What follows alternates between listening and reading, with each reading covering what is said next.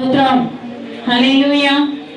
23వ కీర్తన మనము 3వ వచనాన్ని చదువుకుందాం.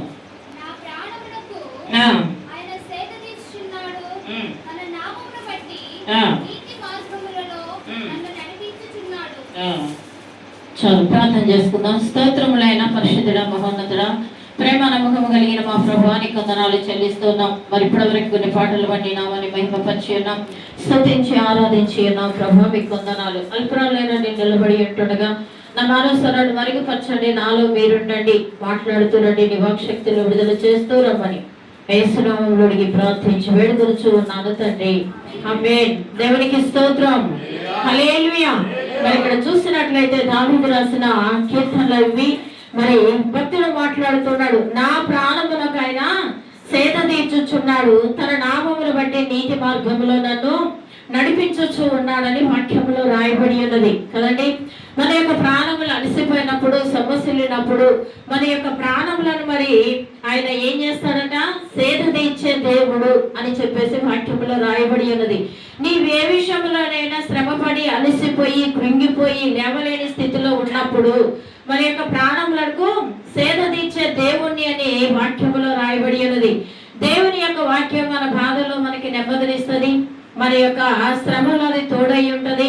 మన యొక్క ప్రాణము మనము కృంగిపోయి ఉన్నప్పుడు అది మనని బలపరిచి పైకి లేవనెత్తి సేద తీర్చేదై ఉన్నది. దేవునికి స్తోత్రం. హల్లెలూయా. తన నామమును బట్టి నీతి మార్గంలో నన్ను నడిపించుచు ఉన్నాడు అని రాయబడి ఉన్నది. అంటే దేవుని యందు విశ్వాసం ఉంచిన మనము ఎటువంటి శ్రమలు వచ్చినానో కృంగిపోయే వారిమిగా ఉండం, ఏ శ్రమలో కూడా తప్పిపోయే వారిమిగా ఉండం. ప్రతి శ్రమలో కూడా నిరీక్షణ కలిగి విశ్వాసము కలిగి ప్రభు సన్నిధానములో మనము చూస్తూ ముందుకు సాగే వారిమిగా ఉంటాం. దావీదు యొక్క జీవితంలో అనేకమైన శ్రమలు, శోధనలు, బాధలు వచ్చాయి, ఇరుకులు, ఇబ్బందులు వచ్చాయి. అయినప్పటికీ కూడా ఆయన ఎప్పుడు కూడా దేవుని యొక్క సన్నిధానానికి దూరం ఉండలేదు. దేవుని స్తుతించుట ఆయన మానలేదండి. దేవునికి స్తోత్రం. హల్లెలూయా. అందుకే ఆయన అంటున్నాడు, యెహోవా నా కాపరి, నాకు లేమి కలుగలు, పచ్చిక గల చోట్ల ఆయన నన్ను పరుండు చేసే దేవుడు అని మాట్లాడుతూ ఉన్నాడు. దేవుడు మన కాపరిగా ఉన్నప్పుడు మనం ఏ స్థలానికి వెళ్ళినా ఎక్కడికి వెళ్ళినా మనకు అపాయం అనేది ఉండదండి. ఉంటదా? ఉండదు. మన సొంత ఆలోచనల చేత మనము మార్గములు ఎంచుకొని వెళ్ళేటప్పుడు ఆ మార్గంలో అపాయం ఉంటది, ఆ మార్గము క్షేమమైనది కాదు. దేవుని మనం ముందు పెట్టుకొని ప్రయాణము చేసినప్పుడు, ఆయన మన కాపరిగా ఎంచుకొని మనం ముందుండి మన ముందు ఆయన నుండి నడిపించినప్పుడు ఎటువంటి శోధన ఉండదు, ఏ కొరత ఉండదు మన యొక్క జీవితంలో. దేవునికి స్తోత్రం. హల్లెలూయా. కీర్తనలో రాయబడి ఉంటది, అడవిలో సింహం పిల్లలు ఆకలి కొనే లేవైనా ఉండును, కానీ ఆయన నమ్ముకున్న వారికి, ఆయన ఆశ్రయించిన వారికి ఏ మేలు కొదువై ఉండదు అని రాయబడి ఉన్నది. దేవునికి స్తోత్రం. హల్లెలూయా. ఆయన్ని నమ్ముకొని ఉన్న మనము, ఆయన ఆశ్రయించుతూ జీవిస్తున్న మనకి ఏమి కొదువ ఉండదని దేవుని యొక్క వాక్యము సెలవిస్తూ ఉందండి. మన జీవితంలో కొన్ని కొదువలు ఉన్నాయంటే మన సొంత ఆలోచనలు, మన స్వసిద్ధం మీద మనం ఆధారపడి మన సముద్రిని మనం ఆధారము చేసుకొని ముందుకు వెళ్ళినప్పుడు అది ఎంత మాత్రము ప్రయోజనకరము కాదండి. దేవునికి స్తోత్రం. హల్లెలూయా. భక్తులందరూ కూడా మరి చూసినట్లయితే దేవునిపై ఆధారపడి దేవుణ్ణి బేస్ చేసుకొని వాళ్ళు జీవించి ముందుకు నడిచారు కాబట్టి వారి యొక్క జీవితంలో కొదువలు అంటూ ఏమీ లేవు. కొదువ వచ్చినా కూడా కొదువను తీర్చగలిగే దేవుడై ఉన్నాడు. వారికి అపాయం వచ్చిన అపాయం నుండి తప్పించే దేవుడై ఉన్నాడు. దేవునికి స్తోత్రం. హల్లెలూయా. అందుకే మనం ఎవరమై ఉన్నామంటే దేవుడట మన మంచి కాపరై ఉన్నాడు. ఏమై ఉన్నాడండి? దేవుడు మనకి మంచి కాపరై ఉన్నాము. మనం ఆయన మేపు గొర్రెలమై ఉన్నామని వాక్యములో రాయబడి ఉన్నది. గొర్రె ఎవరి మాట ఏంటండి? తన యజమానుని మాట, కాపరి మాట వినేదిగా ఉన్నది. మనం అందరము కూడా మన కాపరి, మన మంచి కాపరి, మన ప్రధాన కాపరి, ఆయన మాట మనం వినే వారిమిగా ఉండాలా. నిత్య జీవం ఇచ్చే కాపరి వైపు మనము చూసి ముందుకు సాగే వారిమిగా ఉండాలా. దేవునికి స్తోత్రం. హల్లెలూయా. అటు రీతిగా ఉన్నప్పుడు మన యొక్క జీవితంలో దేవుడు అనేకమైన ఆశీర్వాదాల చేత నింపుతానని చెప్పుతూ ఉన్నాడు. 4వ వచనము చూస్తే, గాఢాంధకారపు లోయల్లో నేను సంచరించినను, ఏ అపాయములకు నేను భయపడను, నీవు నాకు తోడయ్యుందువు, నీ దుడ్డుకరయు నీ దండములను ఆదరించును అని రాయబడి ఉన్నది కదండి. గాఢాంధకారపు లోయల్లో చీకటిలో మనము సంచరించిన నమ్ముకొని ఉన్నప్పుడు కూడా మనకి దేవుడు ఎలా ఉంటాడట? తోడుగా ఉంటాడు. ఏ అపాయమునకు నువ్వు భయపడకుందువు అని రాయబడి ఉన్నది. ఇశ్రాయేలు ప్రజల యొక్క జీవితంలో గొలియాతును చూసినప్పుడు వాళ్ళు చాలా భయపడి ఉన్నారండి. ఏంటండి? గొలియాతును చూసినప్పుడు ఇశ్రాయేలు ప్రజలు ఏం చేశారు? వారి యొక్క మనసాట కృంగిపోయిందట. ఎందు విషయంలో కృంగింది? ఇంకా యుద్ధం ఎవరు కూడా మాల నుంచి చేసేవారు లేరు, గొలియాతుని జయించే వాళ్ళు లేరు. ఇంకా ఆ గొలియాతుకి ఏది ఫిలిష్తీయులకి మేము బానిసలుగా జీవించాలేమన్న ఉద్దేశముతోటి ఆ యొక్క గొలియాతు అంటే తను తాను 40 దినాలు తను తాను కనపరుచుకుంటూ మరి యొక్క కొండ పైన మరి ఆయన ఉంటూ ఉన్నప్పుడు ఇశ్రాయేలు ప్రజలు మీలో ఎవరైనా నా మీదికి చేతనైతే యుద్ధానికి రండి అని సవాలు విసురుతూ ఉన్నప్పుడు ఇశ్రాయేలులో అనేక మంది యుద్ధ వీరులు ఉన్నారు, యుద్ధం చేసిన వాళ్ళు ఉన్నారు. కానీ గొలియాతు యొక్క ఎత్తుని బలాన్ని బట్టి వాళ్ళు భయపడి కృంగినట్లుగా చూస్తూ ఉన్నాం. కానీ ప్రియమైన దేవుని బిడ్డలారా, దావీదైతే చిన్నవాడే ఏం చేశాడని దేవుని యొక్క నామాన్ని బట్టి ఒడిశాలో తీసుకొని రాళ్ళు వేరుకొని మరి గొలియాతు మీదకి వెళ్ళాడు. ఆయన అంటున్నాడు, చెవు కలిగిన దేవుని తిరస్కరించడానికి నువ్వు ఎంతటి వాడవు అన్నాడు. చిన్నవాడే దావీదు. కానీ దావీదుకి ఎవరు తోడై ఉన్నాడండి? దేవుడు తోడై ఉన్నాడు. దావీదు యొక్క విశ్వాసము, ధైర్యము, ఆయన యొక్క నమ్మిక, దేవుడిలో ఉన్న పౌరుషము చాలా గొప్ప. దేవునికి స్తోత్రం. హల్లెలూయా. మనం చిన్నవారిమైనప్పటికీ కూడా ఏ విషయంలో భయపడవలసిన అవసరము లేదు. దేవుడే మన పక్షాన నిలబడి కార్యము చేస్తాడు. అందుకే గాఢాంధకారపు లోయల్లో సంచరించిన ఏ పాయమునకు భయపడను, నీవు నాకు తోడయ్యుదువు, నీ దుడ్డుకరయు నీ దండములను ఆదరించునని రాయబడి అన్నది. కాబట్టి అటు రీతిగా దేవుడు ఆదరించి నడిపించిన దేవుడు అయి ఉన్నాడు. ఇంకా నేను ఆ కీర్తనలోకి వెళ్ళను, కానీ చూసినట్లయితే ఆదికాండము 11వ అధ్యాయము చూడండి ఒకసారి. ఆదికాండము 11వ అధ్యాయము 4వ వచనాన్ని చదువుకుందాం మనం.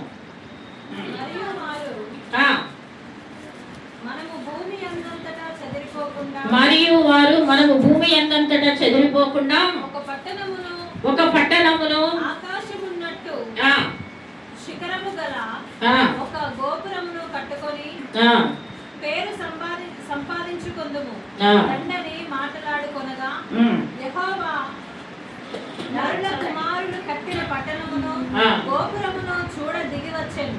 అప్పుడు ఇక్కడ చాలండి, చాలు. ఇక్కడ చూసినట్లయితే ఆదికాండం 11:4 వచనంలో చూస్తే ఇక్కడ ఒక మరి గుంపు ఉన్నారు, కొంతమంది ప్రజలు ఉన్నట్లుగా మనము చూస్తూ ఉన్నాం.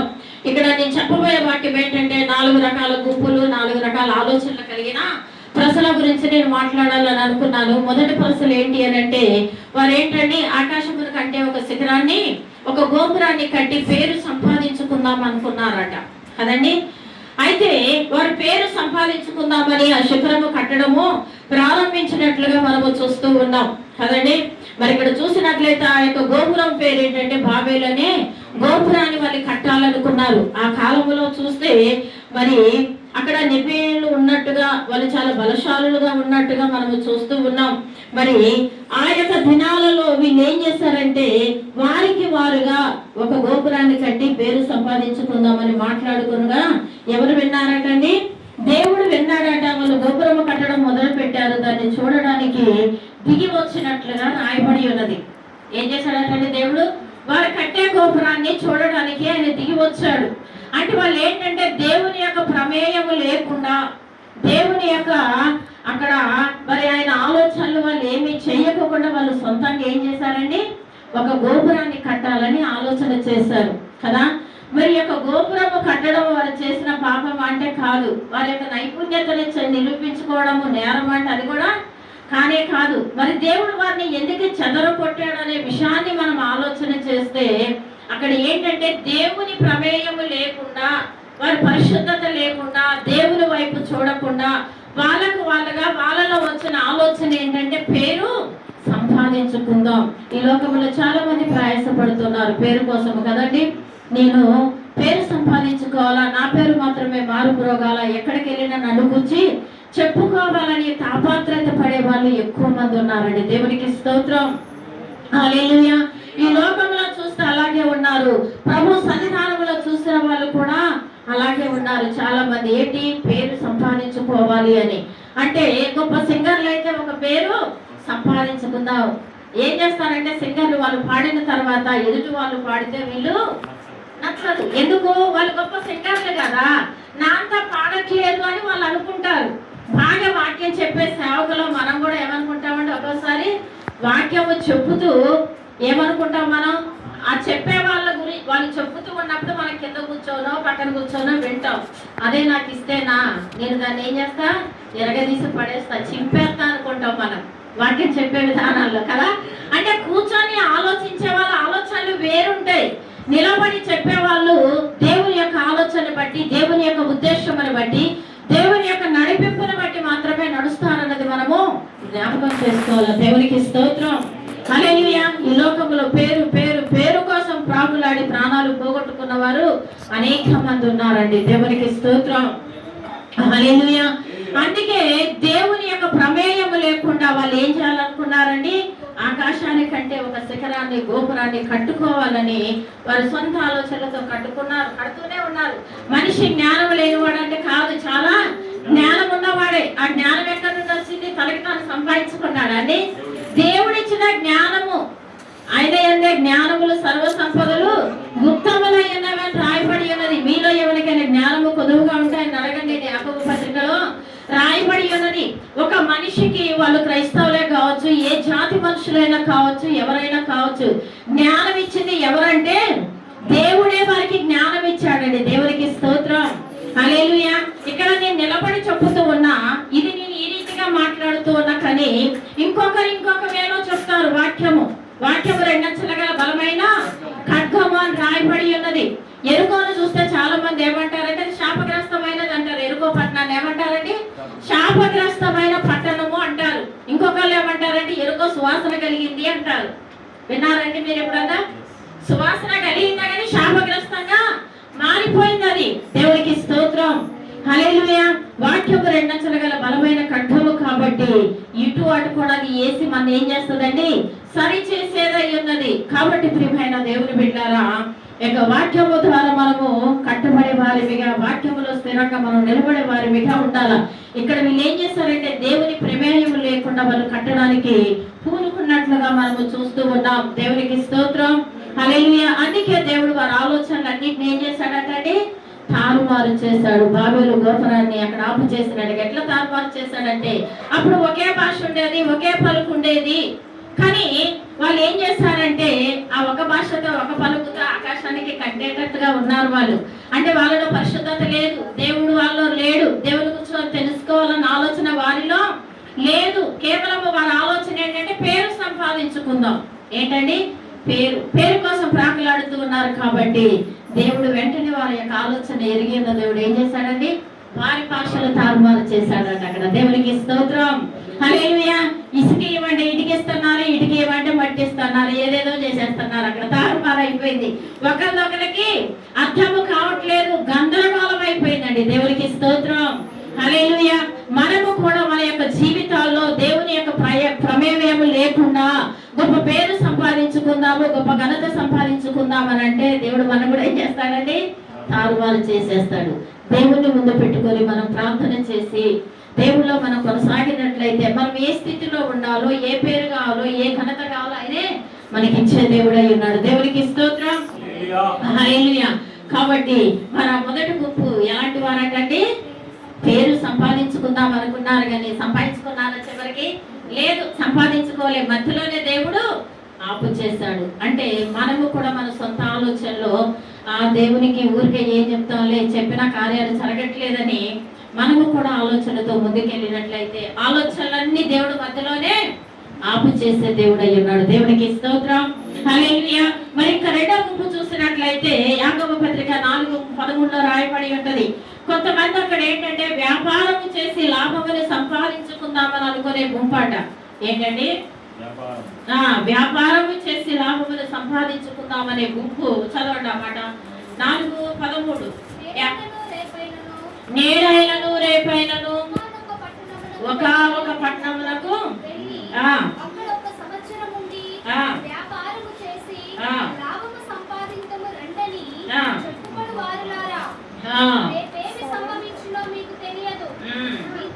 జీవనం ఏ పాటిదో కనబడతలో మాయమైపో ఆవిరి వంటి వాళ్ళే. చాలా దేవునికి స్తోత్రం.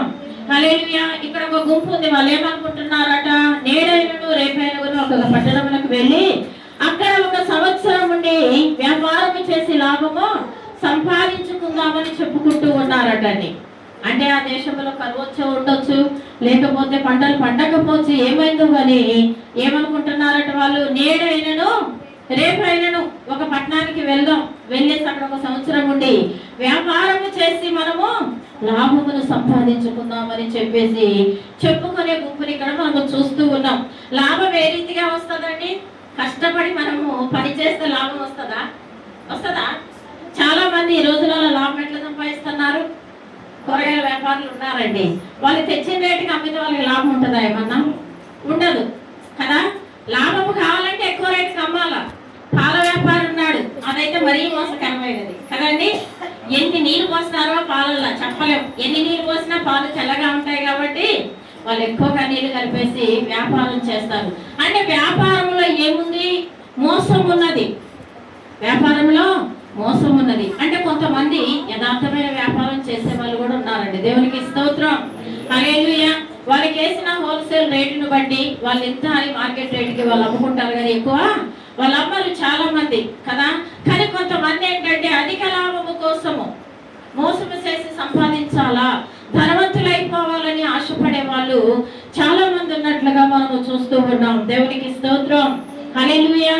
ఒకసారి మనము ఋతు గ్రంథంలో చూసినట్లయితే, వద్దండి తెరవదు, ఋతు గ్రంథంలో చూస్తే ఋతు ఏం చేసిందని నయోమి యొక్క విషయంలో మనం ఆలోచన చేస్తే, ఆ యొక్క బెత్లెహేములో కరువు వచ్చిందని ఎక్కడికి వెళ్ళిపోయింది? మోయాబు దేశం ప్రయాణమై వెళ్ళిపోయినట్లుగా తన భర్త 2 కుమారులను తీసుకొని వెళ్ళిపోయింది. ఆమె వెళ్ళిపోయిందండి. వెళ్ళిపోయి అక్కడ 10 సంవత్సరాలు కాపురం ఉన్నది. ఏది? కరువు వచ్చిందని వేరే దేశానికి ప్రయాణమై వెళ్ళిపోయింది. దేవుణ్ణి అడిగి వెళ్ళింది. ఆమె కరువు కాలంలో దేవుని ప్రమేయం లేకుండా ఆమె సొంత ఆలోచనలతో అక్కడైతే మనం బ్రతకొచ్చు అని వెళ్ళిపోయింది కాబట్టి మన జీవితంలో ఏమైపోయిందండి? సమస్తమును కోల్పోయింది. భర్తను కోల్పోయింది, 2 కుమారులను కోల్పోయింది. ఏమీ లేని దానికి రిక్తురాలుగా మళ్ళీ తిరిగి తన దేశానికి వచ్చినట్లుగా రాయబడి ఉన్నది. మధురమైన జీవితాన్ని మారాగా మార్చుకొని ఆమె తన స్వదేశానికి తిరిగి వచ్చింది. కానీ దేవుడు ఆ దేశాన్ని మళ్ళా దర్శించి అక్కడ పంటలు పండుతున్నాయని విని ఆమె మళ్ళీ వచ్చినట్లుగా మనము చూస్తూ ఉన్నాం. దేవునికి స్తోత్రం, హల్లెలూయా. దేవుడు లేకుండా మన ఆలోచనల చేత మనము ఇక్కడ కరువు వచ్చింది కదా, ఇక్కడ లాభం లేదు కదా, ఇక్కడ ఎలా బ్రతుకుతామని వేరే దేశం వెళ్ళిపోవాలని చూస్తే అక్కడ అనేకమైన శ్రమలు మనము ఎదుర్కొనవలసి ఉన్నది. అబ్రహాము గారు కూడా అలాగే చేశారు. అబ్రహాము కుమారుడు కూడా అలాగే చేశాడు, ఇస్సాకు. అవునండి, వారికి కూడా అనేకమైన శ్రమలు వచ్చాయి. కరువు వచ్చిందని ఏం చేశారు? వేరే దేశం ఐగుప్తు దేశానికి బయలుదేరి వెళ్ళినప్పుడు అక్కడ శారమని అబీమెలెకు రాజు ఏం చేశాడండి? తన గృహానికి తీసుకెళ్ళినట్లుగా చూస్తూ ఉన్నాం. తనక్కడ మోసమేమి జరగలేదు, తన విషయంలో అన్యాయం ఏమి చేయలేదు. దేవుడు తనతో మాట్లాడి తను గద్దించినట్లుగా రాజును మనము చూస్తూ ఉన్నాం.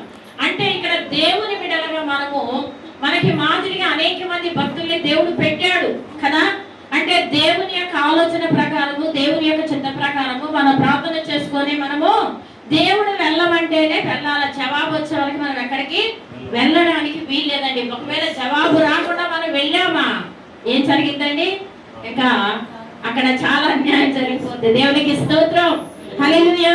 కాబట్టి ప్రియమైన దేవుని బిడ్డలారా, మరి ఆ రీతిగా మరి లాభము సంపాదించుకుందాం, లేదా ఇక్కడ కరువు వచ్చింది వేరే దేశంలో బ్రతుకుదామని వెళ్ళిన వాళ్ళందరూ కూడా మోసపోయి ఏమీ లేని వారిగా రిక్తులుగా తిరిగి వచ్చినట్లుగా మనము చూస్తూ ఉన్నాం. కాబట్టి వ్యాపారంలో ఏముందండి?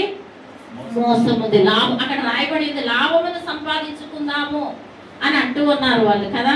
కాబట్టి లాభము కోసం మనం అపేక్షించే వారిగా ఉండకూడదండి. నీతిమంతుని కష్టార్జితము కొంచెమైనను అది ఎలా ఉంటది? ఆశీర్వాదకరముగా ఉంటది. మనకి అది కొంచెమైన ఆశీర్వాదకరమేనండి. దేవుడు అంచెలంచెలుగా ఆశీర్వదించే దేవుడై ఉన్నాడు. దేవునికి స్తోత్రం, హల్లెలూయా. రెండో గుంపు ఏంటండి? వ్యాపారం చేసి లాభము సంపాదించుకుందామంటున్నారు. కానీ ఆ లాభము కోసం మనం ప్రయాసపడే వారిగా ఉండకూడదండి. దేవునికి స్తోత్రం, హల్లెలూయా. ఇంకా మూడో గుంపుగా చూసినట్లయితే లూకా సువార్తలో ఒక వ్యక్తి ఉన్నాడు. లోకమంతా సంపాదించుకున్నాడు. 9:25 వచనంలో రాయబడి ఉన్నది, చూడండి ఒకసారి. 9:25 లోకమంతా సంపాదించుకున్న వ్యక్తి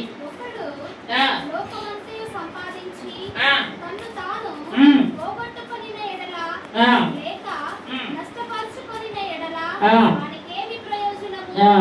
చాలు, దేవుని స్తోత్రం. హల్లెలూయా. ఏంటంటే ఒకడు లోకమంతా సంపాదించుకొని తన ప్రాణాన్ని పోగొట్టుకుంటే తనకి ఏమైనా ప్రయోజనం ఉందా? ఉందా అండి? అన్ని సంపాదించుకున్నాడు, ఈ లోకంలో అన్ని ఉన్నాయి, దేవుడు తప్ప అన్ని ఉన్నాయి. ఏంటంటే దేవుణ్ణి తప్ప అన్ని సంపాదించుకున్నాడట. సంపాదించుకొని తను చెప్పుకునే మాట ఏంటంటే, నా ప్రాణమా తినుము తాగుము సుఖించుము అని చెప్పేసి మాట్లాడుతూ ఉన్నాడు. అన్ని సంపాదించుకొని ఇచ్చిన దేవునికి స్తుతులు చెల్లించట్లే, దేవుని జ్ఞాపకం చేసుకోవట్లేదు, దేవుని గణపరచట్లేదు. నేను సంపాదించాను, నేను ధనవంతునని చెప్పుకునే వాళ్ళు ఎక్కువైపోయారండి. దేవునికి మంచి ఆరోగ్యం ఇవ్వకపోతే నువ్వు కష్టపడి సంపాదించగలవా? సంపాదించలేరు, సంపాదించలేము కూడా మనము. ఒకవేళ సంపాదించిన ఆ ధనవంత ఏమైపోద్ది? సిల్లు సంచిలో పోసినట్టుగా యొక్క ధనవంత కారిపోతాడు, గింజలన్నీ పోయినట్టుగా పోతుంది. అంటే దేవుడు లేకుండా, దేవుణ్ణి జ్ఞాపకం చేసుకోకుండా మనము మన ఇష్టానుసారంగా జీవిస్తూ ధనవంతులమై ఉండి ఇతరులకి సహాయము చేయకుండా కదా దేవుడిచ్చింది, ఇతరులకు మనం సహాయం చేసే వాళ్ళమిగా ఉండాలి. దేవుడు నిన్ను ఒక ధనవంతుడిగా చేశాడంటే నీకు నువ్వు తిని నీ కుటుంబం వరకే అని చెప్పాడా దేవుడు? లేదు. నేను ఒక ధనవంతుడిగా ఉంచాడంటే నువ్వు ఒక ఆలోచన చెయ్యాల. నేను ధనవంతుడిగా ఉన్నాను, ఇది నాకు దేవుడు ఇచ్చింది, నేను దీంతోటి ఏమి చేయాలా, ప్రభు కోసము నేను నా ధనాన్ని హెచ్చించాలా, వాడాలి అన్న ఆలోచన మనలో రావాలండి. దేవునికి స్తోత్రం. హల్లెలూయా. నేను ఒక విషయం చెప్తాను. మా యొక్క సేవకు మేము రాకముందు విశ్వాసులుగా ఉన్నప్పుడు మేము ఎక్కడ నందిగామలో ఉన్నప్పుడు అక్కడ మేము చర్చికి వెళ్ళే వాళ్ళం, మామూలుగా విశ్వాసులుగా ఉండేవాళ్ళం. కానీ అక్కడ సేవకులు ఎలా ఉన్నారంటే సంఘము చాలా పెద్దది, సంఘం ఒక 150 మంది ఉంటారు. కానీ ఆ యొక్క సంఘం ఏంటంటే ఇచ్చే సంఘము కాదు, ఇవ్వట్లేదు. అంటే పాస్టర్ గారు కూడా అసలే చెప్పడు ఇవ్వమని. ఆ యొక్క కప్పంతా పడిపోయి వర్షం వచ్చినా ఎండ వచ్చినా అంతా కారిపోతున్నా పాస్టర్ గారు చూసుకుంటూ ఉంటారు తప్ప చెప్పరు విశ్వాసులకి. ఆ విశ్వాసులు కూడా మరి మన మందిరం ఇలా ఉంది కదా అని వాళ్ళు కూడా ఆలోచన లేని వారిగా ఉన్నారు. మేము అప్పుడే కొత్తగా అక్కడికి వెళ్ళాం, ఒక 1 ఇయర్ ఉన్నామండి. మా పాస్టర్ గారు ఏం చేశారంటే ఇంట్లో ఉన్న టేక్ సామానాన్ని అమ్మడం, మందిరానికి పెట్టడం. ఏం చేసేవాళ్ళండి? టేక్ సామాన్ అంతా అమ్మి మందిరానికి ఇచ్చేవాళ్ళు. మాకు ఫర్నిచర్ చాలా ఉండేది. కొన్ని గొడవల వల్ల మేము ఏం చేసామంటే వాళ్ళ మేనత్త గారు మా పాస్టర్ గారిని తీసుకొని అక్కడికి వెళ్ళారు. మీ ఫ్యామిలీగా అక్కడికి వెళ్ళాం. అప్పుడు మా పిల్లలు చాలా చిన్న చిన్న పిల్లలు, వీళ్ళిద్దరు కూడా ఒక 2 ఇయర్స్ మాత్రమే అక్కడ ఉన్నాం మేము. దేవునికి స్తోత్రం. హల్లెలూయా. మేము వెళ్ళేటప్పుడు ఒక లారీ నిండా మా సామాన్ వేసుకొని వెళ్ళామండి. మేము తిరిగి వచ్చేటప్పుడు చిన్న ట్రాలీలో మా సామాన్ వచ్చినాయి. దేవుని స్తోత్రం. హల్లెలూయా. అంటే ఎందుకు అనంటే మా పాస్టర్ గారు ఏం చేశారంటే ప్రతిదీ కూడా సేవకి నేను ముందు ఇస్తాను, నా వెనక వీళ్ళందరూ కూడా ఇస్తారు అన్న ఉద్దేశం ఉందండి. మా పాస్టర్ గారు ఇచ్చేవాళ్ళు మేము విశ్వాసులకు ఉన్నప్పుడు. మళ్ళీ ప్రతి వారము మా ఇంట్లో బుధవారం ప్రేయర్ జరిగేది. అప్పుడు మాకు చిన్న కిరాణా షాప్ ఉండేది, కిరాణా షాప్ నడిపించే వాళ్ళం మేము.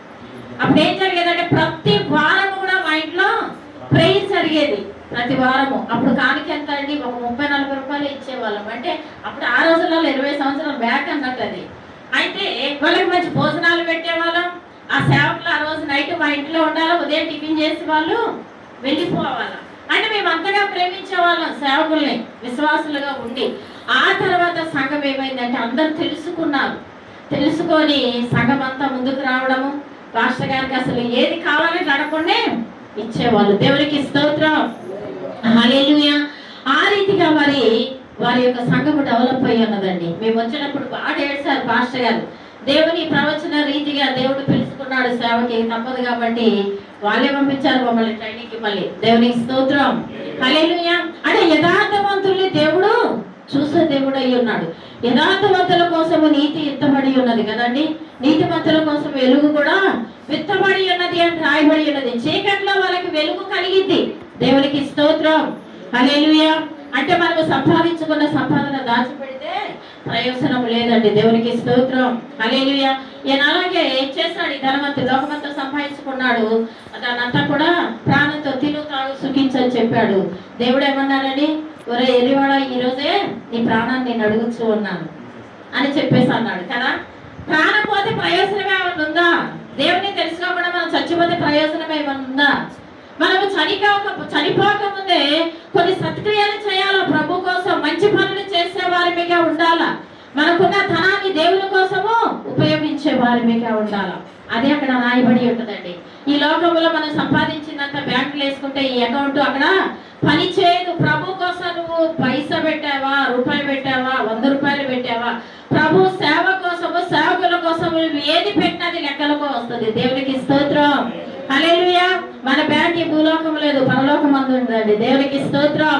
అందుకే ప్రభు అంటాడు మత్తయి సువార్తలో, ఈ లోకమందు మీరు ధనాన్ని కూర్చుకుంటే అది తుప్పు పట్టింది, చెమటబడుతుంది, దొంగలు తినివేస్తారు, కానీ పరలోకమందు నీ ధనాన్ని కూర్చుకోవడానికి ప్రయాసపడన్నారు. అక్కడ ఎవరు కూడా దాన్ని దొంగిలించే వాళ్ళు లేరు, ఎత్తుకుపోయే వాళ్ళు లేరు. దేవునికి స్తోత్రం. హల్లెలూయా. ఈ ధనవంతుడు సంపాదించుకున్నాడు, తన ప్రాణాన్ని పోగొట్టుకున్నాడు. ఏమైనా ప్రయోజనం ఉందండి? లేదు. ఎక్కడికి వెళ్ళాడైనా? నిత్య నరకానికే వెళ్ళాడు కదా. లోకమంతా సంపాదించుకున్నాడు. ఒక ఎగ్జాంపుల్ చెప్తాండి. అలెగ్జాండర్ ఉన్నాడు, ది గ్రేట్ అలెగ్జాండర్ అని. ఆయన 30 సంవత్సరాల వయసులోనే దేశ రాజ్యాలన్నీ జయించాడు. ఆయన జయించాడు, గొప్ప పేరు కలిగి ఉన్నాడు. కానీ ఆయన ఏం చేసింది? ఒక చిన్న దోమ కుట్టి ఆయన చనిపోయినట్లుగా మనము చూస్తూ ఉన్నాం. అంటే మనిషి యొక్క జీవితం ఎంత అల్పమైనదో, రేపైనా ఎప్పుడైనా ఏం జరిగిద్దో మనకి తెలీదు. ఇంతలో కనబడి అంతలో ఆవిరైపోయేది మన జీవితము. కాబట్టి మనం ఏమి చేయాలంటే దేవుని కలిగి ఉండే వారిగా ఉందాం. దేవునికి స్తోత్రం. ఇక చివరికి నేను ఒక మాట చెప్తా. 4వ గుంపు ఎవరు అంటే, ఫస్ట్ గుంపు ఎవరండి? పేరు సంపాదించుకుందాం. 2వ గుంపు ఎవరు? వ్యాపారం చేసి లాభం సంపాదించుకుందాం. 3వ గుంపు ఎవరండి? లోకమంతా సంపాదించుకుందాం. 4వ గుంపు ఎవరంటే క్రీస్తుని సంపాదించుకుందామని అక్కడ ఒక భక్తుడు మాట్లాడుతూ ఉన్నాడు. దేవునికి స్తోత్రం. హల్లెలూయా. చూడండి, తెస్సలోనికీయులకు రాసిన పత్రిక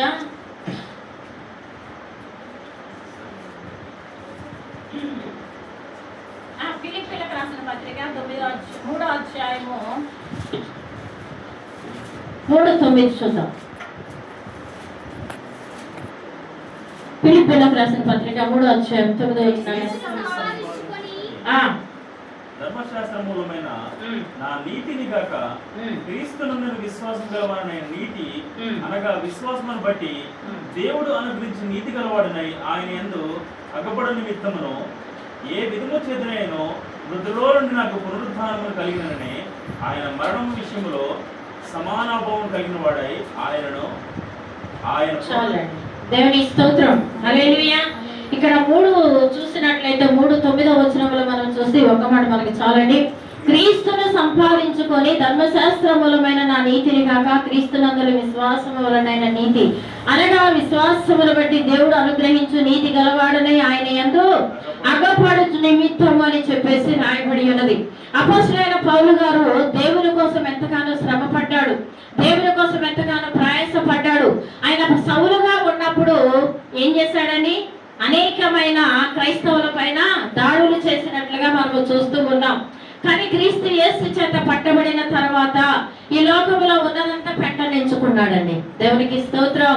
హల్లెలూయా. ఈ లోకము పెట్టగా ఎంచుకున్నాడు, తనకున్న ధనము పెట్టగా ఎంచుకున్నాడు. మోషే కూడా అంతే. ఐగుప్తు ధనాన్ని అయినా ఇష్టపడలేదు, ఫరో కుమార్తెగా కుమారుని అనిపించుకోవడానికి కూడా ఇష్టపడలేదు కదండి. వాళ్ళు ధనాన్ని కోరుకోలేదు, కానీ క్రీస్తుని సంపాదించుకున్నట్లుగా మనము చూస్తూ ఉన్నాం. అపోస్తలుడైన పౌలు గారు కూడా క్రీస్తు కోసం ఏం చేశాడు? సమస్తమును పెట్టగా ఎంచుకున్నాడు. ఆనాడు ప్రభువుని అడుగుతారు కదా శిష్యులు, అయ్యా నీ నామపేట మేము ఎన్ని విడిచిపెట్టి నేను వెంబడిస్తున్నాం, మాకు ప్రయోజనం ఏంటి, మాకు లాభం ఏంటి అని అడుగుతారు వాళ్ళు కదండి. నా నామపేట మీరు ఏదైతే విడిచిపెడతారో ఇహమందు పరమందు 3 రెట్లు మీరు పొందుకుంటారు. తల్లిదండ్రులను విడిచిపెడతారా, మీ ఆస్తిని విడిచిపెడతారా, మీ ఐశ్వర్యమును, అసలు మీరు ఏది విడిచిపెట్టినా, నా నిమిత్తం ఏది విడిచిపెట్టినా ఈ భూలోకములు ఇస్తానంటున్నాడు, పరలోకములో కూడా 100 రెట్లు ఫలం ఇస్తానన్నాడండి. దేవునికి స్తోత్రం. హల్లెలూయా.